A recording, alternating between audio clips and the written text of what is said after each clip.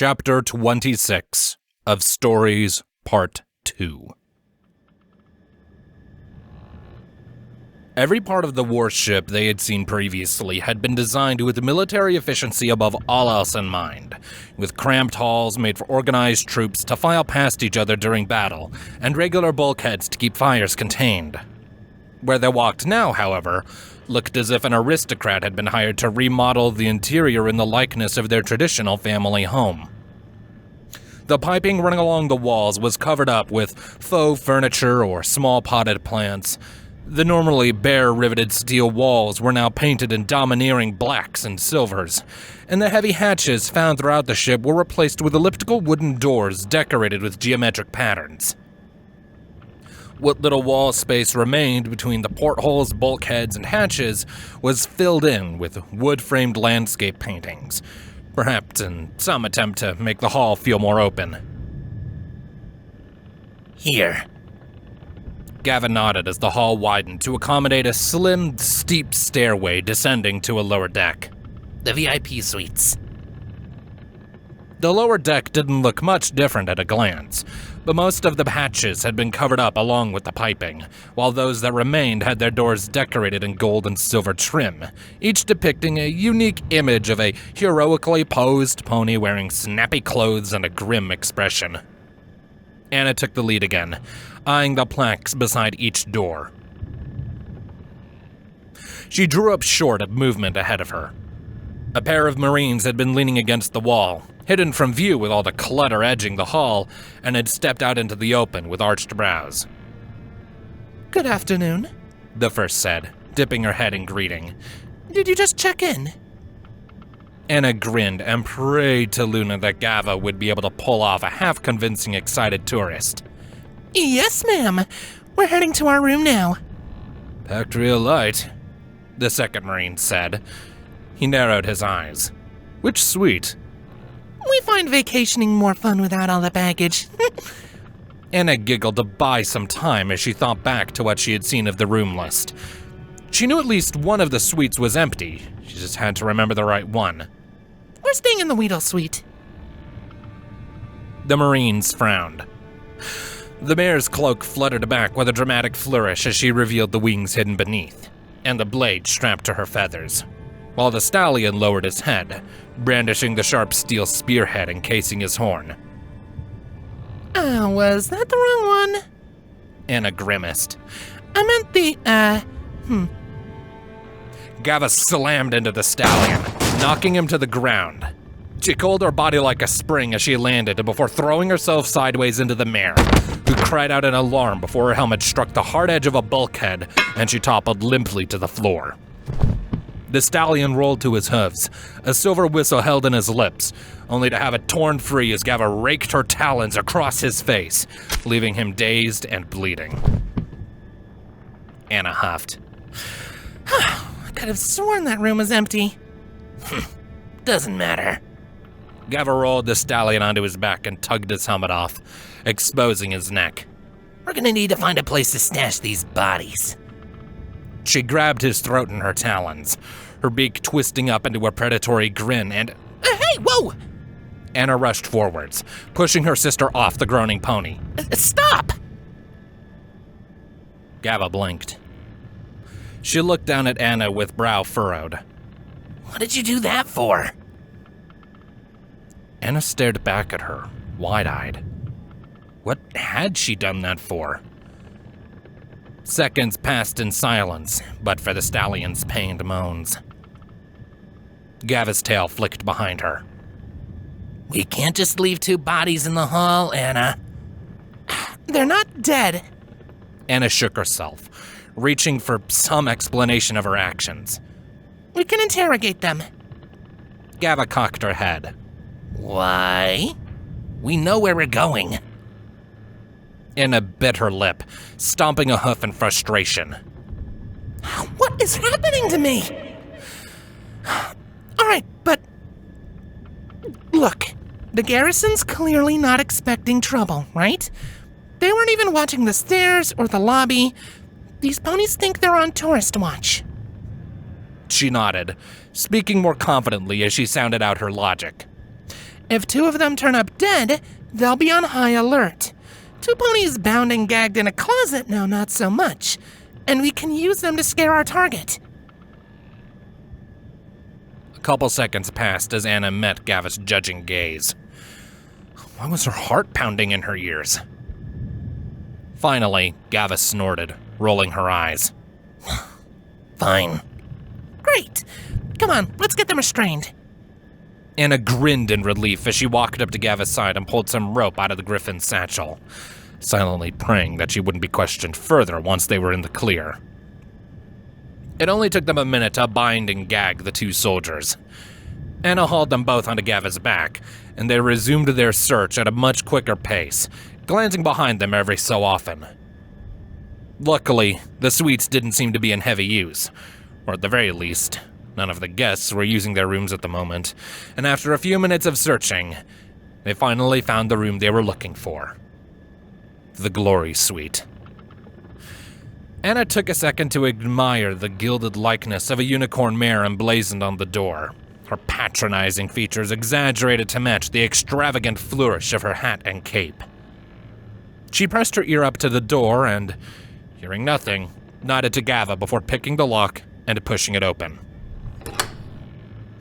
The suite itself did an impressive job of pretending it wasn't crammed onto a military vessel.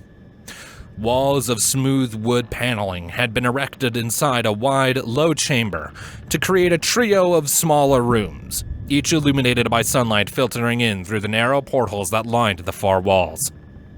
Paintings of the same mare that had been featured on the door competed with the imagery of worship similar to the Dragonscale, sometimes locked in battle with rivals of equal stature, while a round wooden bar next to a collection of sofas served as the foyer centerpiece, and plush rugs kept the hard metal floor at bay.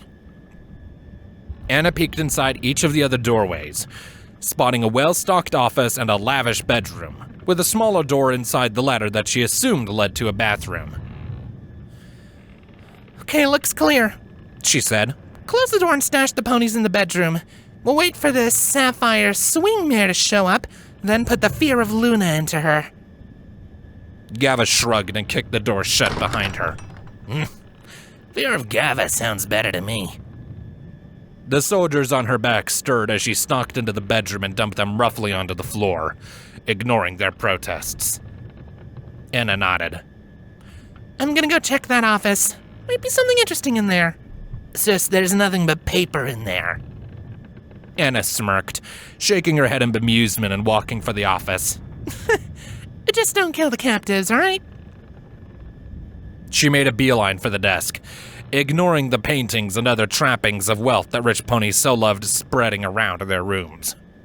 It was mostly well organized, with multiple paper bins for organizing correspondence and a filled-out calendar that seemed to double as an eating surface, if the crumbs on it were any indication. A letter was left unfolded in the center of it all, next to a blank sheet and a small pile of crumpled papers. Anna leaned over it curiously, frowning at the lack of the usual clutter important ponies always decorated their paper with. I am warning you for the last time, Mrs. Swing. Ponies who attempt to go back on an agreement made with me do not enjoy the consequences that befall them. You may think yourself superior to me, but I think you will find that any contract is only as binding as its enforcement. And my enforcement reaches far wider than you know.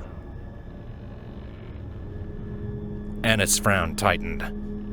Whitehorn's voice echoed in her mind, bringing with it the memory of a royal statue of Princess Luna judging her with a silent frown. A contract, even one as informal as ours, is only as binding as its enforcement. Could it be a coincidence? There was no signature anywhere on the letter to indicate who sent it, and she had never gotten a grasp on what Whitehorn's hoof writing looked like, but all the pieces lined it up. Someone had written this mirror letter threatening her not to pull out of a deal, and now Anna and her sister had snuck into her quarters to deliver a more physical, far less forgettable message. It had to be from Whitehorn. Her ear twitched at the sound of a muffled whimper from somewhere close. Too close and too high-pitched to be one of the guards. She froze, ears swiveling, and a second later was rewarded with a sharp gasp. Anna stepped back, eyeing the thick curtain that ringed the desk. Slowly, she bent down, reached out, and pulled it back. An Earth filly stared back at her, frozen in fear, squeezing herself down under the high legs of the desk. Anna frowned. A fool? She hadn't seen any toys anywhere, and there was only one bed. Had she snuck inside as well? Or had her mother left her here alone with nothing to play with and no one to talk to? She tried a comforting smile, but the filly only shut her eyes tight and choked out a sob in response. She pursed her lips, hiding her fangs. Hey, kid. You alright? She kept her voice low, both to avoid startling her further and to avoid attracting her sister's attention. The filly cracked an eye open. Where's my mummy? Anna sighed, straightening back up and casting an exasperated look around the office. This mare couldn't at least afford a full sitter? Her gaze stumbled into Gava, who was watching her from the bedroom. Something up? She called. Anna put on a stiff grin. If Gava caught wind of the fact that their target's foal was in the suite, she would want to use her as a hostage too, both to drive the point home harder and to enjoy the rush of threatening her life in front of her mother. Anna found herself trapped. She could either tell a stark lie right to her sister's face or tell her the truth and give the kid up to her vices. Every other time Anna had been in this situation in her life, the choice had been easy. It was her and Gava against the world, after all. Even if she didn't always trust Gava to always make the best choices, and Gava didn't trust her to be the most forthcoming, they had an understanding. Family comes first. Even threatened by death or torture, neither sister would ever hide anything from the other. But this kid doesn't deserve that. Anna wasn't sure what she would say when she opened her mouth. Perhaps it was just old habit that made her go for the lie. Nothing.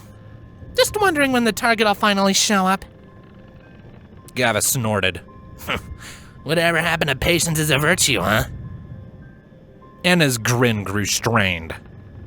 It was a flimsy lie, but Gava had trusted her anyway. Guess I'm just a little nervous about someone noticing the guards missing. Gava nodded. Don't worry. We could probably take on the whole crew ourselves if we had to. She chuckled darkly before stepping out of sight, no doubt to try and entertain herself by taunting their captives. Anna let out the breath she had been holding before dipping back down under the desk. Hey, my name's Anatami. What's your name? The filly sniffled, looking up from the floor. Her coat was a pale peach, and her mane reminded Anna of the way the sky glowed at sunrise. Petite Orchard? It's nice to meet you, Petite Orchard. Anna held out a hoof, and after a few seconds, the filly hesitantly lifted her own hoof to meet it. Anna's brow knitted as she tried to think of how to cheer the filly up, that didn't live out on the streets. I really like your mane. The filly looked away with a sigh. Thanks. Anna nodded, a tentative smile on her face. With introductions out of the way, the kid seemed to have mostly gotten over her panic. She probably wasn't yet old enough to know that Thestrals couldn't be trusted. Is this your hiding spot? She shook her head. I like to nap here when Mommy's out. Anna nodded again, considering her words. Well, me and my sister just need to talk to your mother for a bit, okay? You go back to your nap, and she'll come get you when it's time to come out. Understand? Petite Orchard sighed again, but nodded. Okay. Good girl. With one last encouraging smile, Anna let the curtain fall and straightened up, relieved to see that Gava was still out of sight. She stretched her wings as she walked around the desk and stepped out of the office, quietly closing the door behind her. As if on cue, the jingling of keys out in the hall caught her ear. Anna rushed into the bedroom, falling back into her business mindset, and found Gava sitting on one of the soldiers' backs, tapping her talons against his helmet. Hey! Anna hissed. Showtime! Get these set up! Gava grinned as she stood and grabbed a leg in each talon, dragging the bound ponies out of the bedroom. Her grin faltered when she spotted the closed door to the office. What's that closed for? The second lie was always easier. Cutting off any escape routes. Anna pulled the bedroom door shut before grabbing the captured mare, and after a few hectic seconds, they had the two soldiers posed in front of the bar, facing the entrance. They had just enough time to face the door themselves as their target stepped into the suite. Sapphire Swing was muttering bitterly to herself, so caught up in her thoughts that she didn't notice even as the soldiers tried to warn her through their gags. She glanced back, turning the lock on the door, and took 2 steps forward toward the bar before drawing up short with a startled squeal. Anna grinned and tried not to think about how much Petite Orchard took after her mother. Mrs. Swing! Welcome back. Who are you? The mare stumbled backwards, bumping her tail against the door as her gaze darted from Anna to Gava to the soldiers, and then to the office. She's looking for her daughter. What are you doing here? I think you know, Anna said. She began to stalk closer as Gava made a show of examining her talons. You struck a deal with our employer. He doesn't like it when ponies go back on their deals. How did you even get in here? Sapphire grimaced, eyes darting back towards the office, then the bedroom. What do you want? Shh. Anna used one of her wings to gently shush the mare, giving her an up-close look at the little claw at the joint. We don't want anything, Mrs. Swing. We're just here to send a message. Sapphire's eyes shot wide open. She raised her voice into a panicked shout, tears starting to well in her eyes. Penny! Where are you, baby? Mommy! The filly burst through the door to the office, and Sapphire practically collapsed as she met her daughter in a tight hug. Anna frowned. She could hear the click of Gava's talons as the griffin straightened up behind her. I can handle that later. She lowered herself down to the floor, catching Sapphire's gaze intently. That's a relief, isn't it? She put on an empty smile and tried to avoid the implications of what she was about to say. But it'll be different next time. Understand? All those soldiers out there, they can't stop us. Sapphire clutched her filly tighter, glaring defiantly into Anna's slitted eyes. You're a monster, she growled. both of you! To come here and threaten my filly over politics! Anna flinched as the mare spat in her face, shaking with fury. You want to see a monster, pony? Gava lunged past Anna and knocked Sapphire to the ground, and the filly let out a shriek as she was torn from her mother's grip. Gava held her up by the tail, shaking her like a toy. Maybe I should show your crotch fruit what a monster is. Anna froze. She watched with wide eyes as both mother and daughter descended into incoherent babbling, begging for each other's lives. Gava reared up, her beak twisting into a predatory grin, pressing her talons into the filly's neck hard enough to draw blood. What is happening to me? This pony family had never done anything for her. She'd never even met them before today. What could possibly set them apart from every other pony she had ever met? Distinguish them from all those selfish, heartless equestrians who had filed her away as a thief and a liar the instant they laid eyes on her. She was supposed to take joy in being called a monster, in knowing that she was the thing that made a pony look over their shoulder at night. Nothing she did would ever be seen without suspicion in pony eyes, so why should she care what they thought of her? I shouldn't care. I shouldn't care! She had a job to do, and by Luna, she had to do it. To shirk the job would be to threaten her and Gava's reputation as mercenaries, but to put doubt into the hearts of any potential employers, to imperil the very livelihood of the one being she knew, without doubt, loved her and trusted her.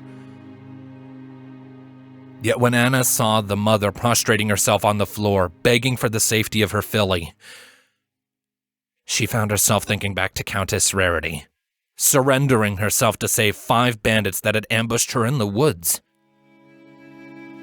She thought of a dress stashed under an old skull, made of fabric that looked like it had been cut from the night sky itself, and the eager smile of the mare that had made it for her purely on a whim, expecting nothing in return but the chance to see her wear it. She never did get to see me wear that dress, did she? Gava, stop! Anna rushed in front of her sister, pushing her back with a huff. Stop! What? Why? Gava's sadistic grin gave way to a confused frown.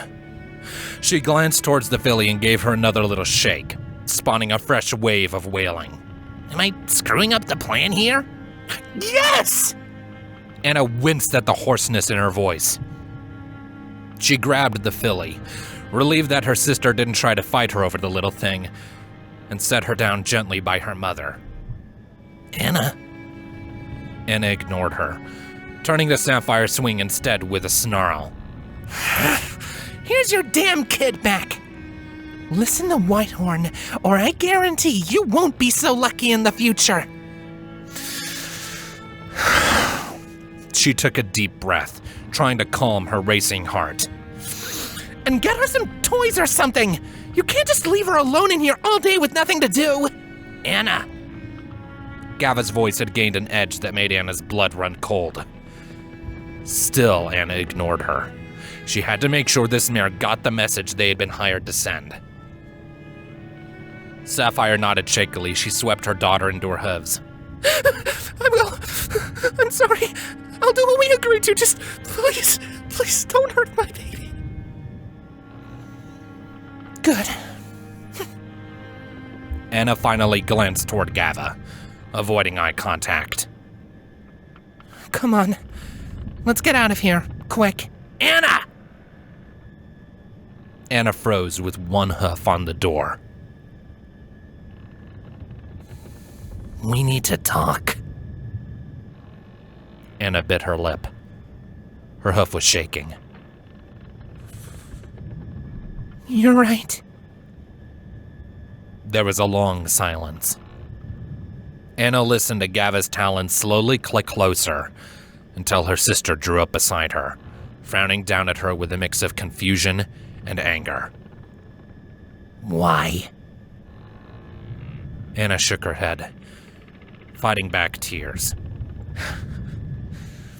After we're safe. After we're safe. With one last glare, Gava wrenched the door open and stormed into the hall.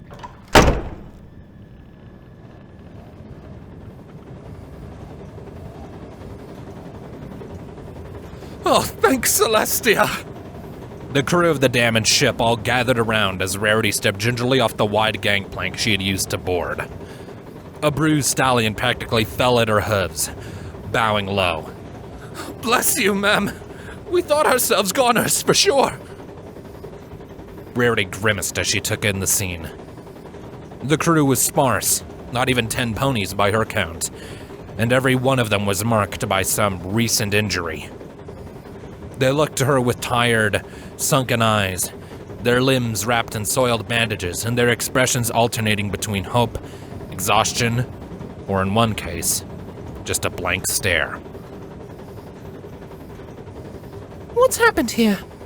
She asked, looking down to the stallion she took to be in charge. Fluttershy, Brownie, and Pinky stepped onto the deck behind her, the former immediately rushing to tend to the nearest pony. Were you attacked? Not us, ma'am. Engine went a couple days ago, and we hadn't time in the rush to get provisions for a full trip. He looked to her and her friends with a tentative smile. Perhaps you could spare us some food and drink? We'll work it off, and you can have the ship. Pinky scanned the assembled ponies with narrowed eyes, tongue stuck out in concentration. She nodded once, firmly, then hauled herself back onto the gangplank. It was just barely too narrow for her wheels, leaving one of them spinning slowly in the open air. Don't you worry, ponies, she said with exaggerated gravity. I've got this. Rarity lowered herself to the stallion's level, drawing his attention back to her. It was odd that he'd be willing to surrender his ship, even in this circumstance, and she suspected it may not truly belong to him. What did you mean, not us? Was someone else attacked? Not someone, he said hoarsely. It's Leviathan Wakes, ma'am. They killed one of the Leviathans. What? Rarity's eyes widened. Who? The sea monsters. The stallion shuddered as he explained. They just up and attacked out of nowhere and bled it dry. The other Leviathans panicked, and we got no way to lead it. Those horrors come up every night, and we can't even move.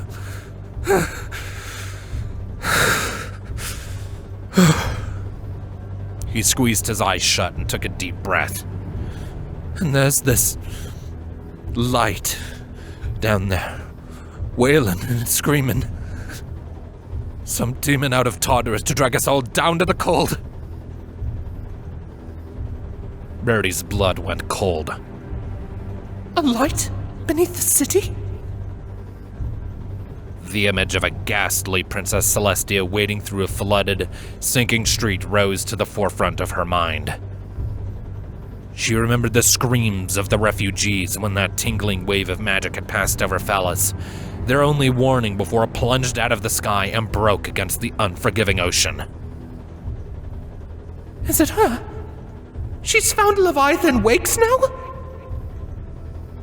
Unlike a normal island, the floating city couldn't be merely dropped out of the sky and dragged down into the depths. Whatever monstrous creatures the princess may have brought with her would have to jump up and out of the water and pull ponies down with fang and claw, leaving the survivors to hide in some desperate hope that they may survive until the predators moved on. And this stallion spoke as if it had been ongoing for days before he left, and the ship had been floating dead for days further.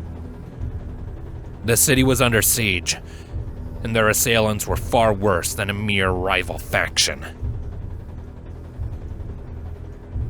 Don't worry, she said, helping the stallion up off the ground. No doubt she would have to have another talk with the captain. She could only hope her leverage would be enough. Come aboard, and we'll get a warm meal in front of you. And I'll need you to tell me everything you know.